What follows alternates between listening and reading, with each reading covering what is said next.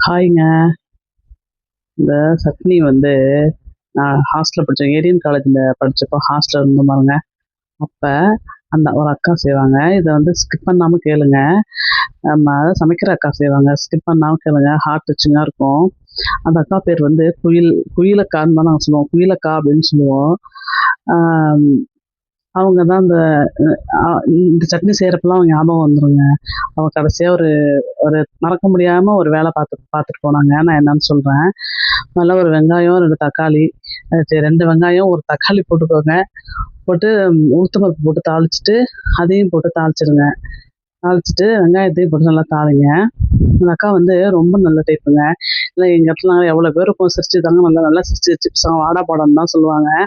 அவங்க அந்த அக்கா ஸ்கின் எல்லாம் கூட ஏதோ நெருப்புல பட்டுருக்கும். கழுத்துக்கு கீழேலேருந்து ஒரு மாரி ஸ்கின் எல்லாம் ஒரு மாரி இருக்கும். நல்ல டைப் பாருங்களேன். நல்லா எல்லாம் வாடா போடான்னு தான் சொல்லுவாங்க. நல்லா பேசுவாங்கங்க. அந்த அக்கா வந்து ஹாஸ்டல் நெறைய பேர் சமைக்கணும்ல. இந்த சட்னி செய்வாங்க.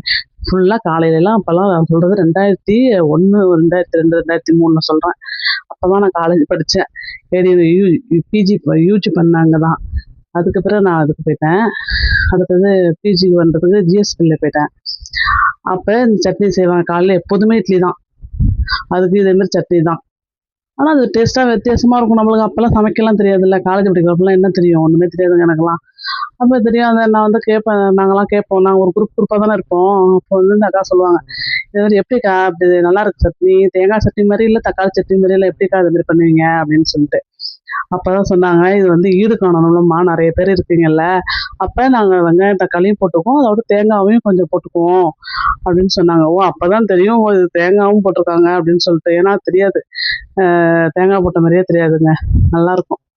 நல்லா வெங்காயம், தக்காளி போட்டுங்க. 2 பச்சை மிளகா 1 போட்டுக்கோங்க. எவ்வளோ காரத்துக்கு ஏத்த மாரி 2மே 2 பட்டை மிளகா, 2 பச்சை மிளகா போட்டா நல்லாருக்கும். டேஸ்ட்டா இருக்கும்.